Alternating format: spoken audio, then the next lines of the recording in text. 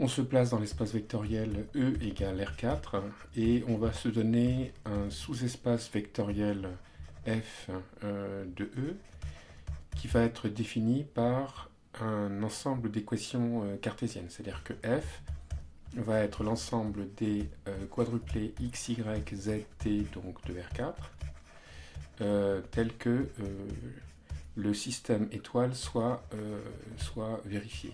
Les équations cartésiennes sont moins 9x plus 7y moins 8z plus 2t égale 0 et je vais écrire les deux autres. Voilà, donc les équations cartésiennes sont écrites et la question qu'on nous pose est de déterminer donc une base de f. Et on nous demande de faire cela en appliquant la méthode de l'échelonnement vertical. Donc si on regarde le système et qu'on observe chaque membre de gauche d'une équation cartésienne, on se rend compte en fait que c'est un produit ligne par colonne. C'est-à-dire que par exemple, le membre de gauche de la première équation, je peux le lire moins 9, 7, moins 8, 2.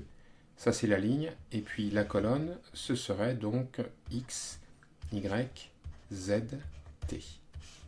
Et puis je vois bien que je peux faire pareil pour les deux autres lignes. Donc les coefficients sont 3, 1, moins 2, moins 4, et puis 2, moins 1, 1, moins 1. Donc je mets en évidence une matrice qui a donc 3 lignes et 4 colonnes, et les membres de gauche équivalent au produit matriciel, donc de cette matrice disons A, par le vecteur colonne x, y, z, t. Et donc ce produit est donc censé valoir 0, 0, 0. Donc le système est équivalent au produit de A grand X égale 0. Donc ceci m'incite à introduire l'application linéaire f qui va de R4 dans R3 et dont la matrice dans les bases canoniques, donc C4 de R4 et C3 de R3 est égale à la matrice A. Et donc dans ces conditions, il apparaît que f n'est autre que le noyau de petit f. Or on a vu dans une vidéo précédente qu'il était possible de déterminer une base du noyau d'une application linéaire par application de l'algorithme d'échelonnement vertical avec mémorisation. Donc c'est ce qu'on va faire ici avec le tableau donc défini par la matrice A. Si je veux mettre en œuvre l'algorithme de l'échelonnement vertical, je vais devoir chercher un pivot sur la première ligne. Or, je vois que cette ligne est constituée de coefficients relativement compliqués. Évidemment, mon système d'équations cartésiennes ne dépend pas de l'ordre des équations. Donc, je peux très bien décider d'échanger certaines lignes de la matrice. Donc, si je regarde les lignes de la matrice, je vois que la dernière ligne est la plus simple, et c'est elle que je vais placer donc en première position. Je vais donc écrire la nouvelle matrice. Voilà, j'ai réécrit la nouvelle matrice et je vais maintenant appliquer l'algorithme de l'échelonnement vertical avec mémorisation. Donc pour ça, j'ai besoin de donner des noms aux colonnes. Donc les vecteurs dont les coordonnées figurent verticalement sont appelés respectivement F1, F2, F3 et F4.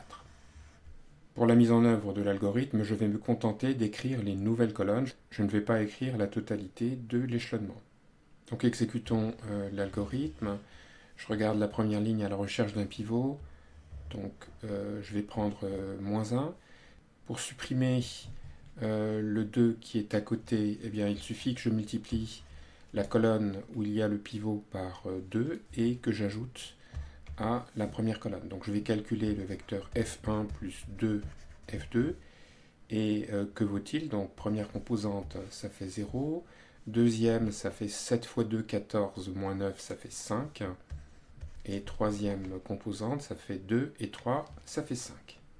Je vais maintenant éliminer le coefficient qui est ici. Il suffit que je multiplie la colonne où il y a le pivot par 1 et que j'additionne le résultat à la colonne où il y a F3.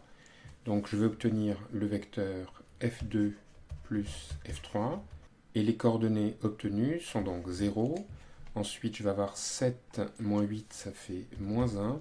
Puis je vais avoir 1 moins 2 qui fait moins 1. Il me reste à éliminer le coefficient moins 1 qui est ici.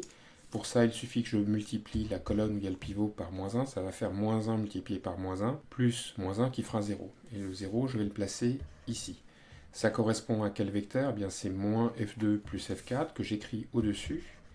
Et je vais calculer les deux autres composantes. Donc, à la ligne en dessous, j'ai moins 7 plus 2, ça me fait moins 5. Et à la dernière ligne, j'ai moins 1 multiplié par 1, ce qui fait moins 1, moins 4, ça fait moins 5.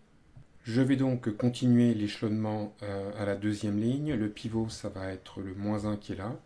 Et je vais éliminer les coefficients 5 et moins 5. Donc pour éliminer le 5 qui est là, il suffit que je multiplie la colonne du pivot par 5 et que j'additionne le résultat ici. Je vais donc obtenir le vecteur suivant. f1 plus 5f2 plus 2f2 ici, ça fait donc plus 7f2. Donc j'ai dit f1 plus 7f2 et puis plus 5f3. Alors bien sûr, je vois que les colonnes de mon précédent tableau sont toutes collinaires à la deuxième colonne. Par conséquent, quand je vais échelonner, je vais obtenir partout des zéros. Pour supprimer le moins 5 qui est ici, il suffit que je multiplie la colonne où il y a le pivot par moins 5 et que j'additionne ensuite ici. Ça va donc me donner le vecteur suivant. Donc ça va donner moins 5f2, moins f2, ça fait moins 6f2. Ensuite, en f3, eh bien, j'ai moins 5f3, et puis il me reste f4 que j'écris. Donc comme on l'a dit précédemment, il y a des zéros après échelonnement. Il ne reste plus qu'à lire les résultats. Nous savons que le noyau de f, qui était donc égal à grand F, est engendré par les vecteurs dont je lis les coordonnées en tête de colonne. Donc pour le premier vecteur, je regarde les coefficients, donc c'est 1, 7, 5 et puis 0. Voilà pour le premier vecteur. Et puis pour le deuxième vecteur, eh bien je lis donc 0, moins 6, puis 0, moins 6, puis moins 5, et ici 1. Moins 5, 1. Et nous savons que ceci est une base de f. On va vérifier maintenant que les coordonnées obtenues sont correctes. 1, 7, 5, 0, ce sont les coordonnées du vecteur. Et ici, j'ai les équations cartésiennes. Donc là, j'ai 2x moins y plus z moins t. Donc je vais écrire les coordonnées du vecteur 1, 7, 5, 0 en dessous. Ici, 1, 7, 5, 0. Et puis je vais faire les produits, la somme des produits, et voir si ça fait 0. Faisons la vérification. Ça nous fait 2, moins 7, ça fait moins 5. Moins 5 plus 5, ça fait 0, plus 0. Donc ça fait bien 0 ici. Ensuite, moins 9, 7 fois 7, 49, ça fait donc 40. Et moins 8 fois 5, ça fait moins 40, ça fait encore 0. Et puis 3 plus 7, moins 10, eh bien ça fait 10 moins 10, ça fait bien 0. Vérifions de même pour le deuxième vecteur, 0, moins 6, moins 5, 1. Donc pour simplifier les calculs, je vais prendre l'opposé. Donc le vecteur, c'était 0, 6, 5, moins 1. Vérifions une par une les équations. Donc ça nous fait moins 1 multiplié par 6, ça fait moins 6, plus 5, ça fait moins 1, plus moins 1 multiplié par moins 1, ça fait bien 0 pour cette ligne, enfin pour cette équation. Ensuite, là j'ai un 0, donc je ne le compte pas, ça fait 6 fois 7, 42, moins 8 fois 5, 40, moins 2, donc ça fait bien 40, ça fait bien 0, 42, moins 42. Enfin, dernière équation, ça fait 6, moins 10, ça fait moins 4, plus moins 4 multiplié par moins 1, ça fait bien 0.